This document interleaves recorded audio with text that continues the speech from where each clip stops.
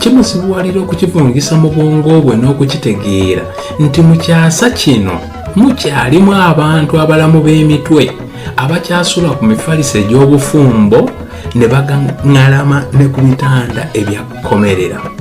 Abamu ku bantu bano ennyama ebawunyira lusu ate ng'oluusi basula makaya, era ddala ng'omutaka lubuto asula talina kyalozezzaako, talina kyalowoozaako.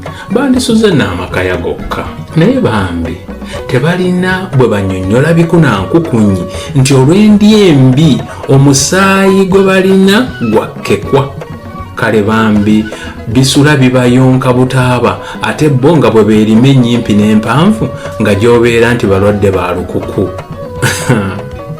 Ennaku eno mu bantu ab'omutindo ng'ogwo ogutambula guyita Katonda mwe mwali omusajja kitange eyayitibwanga Kabayiza Mufite eyeekazaako eryakubonaabona Sekufa.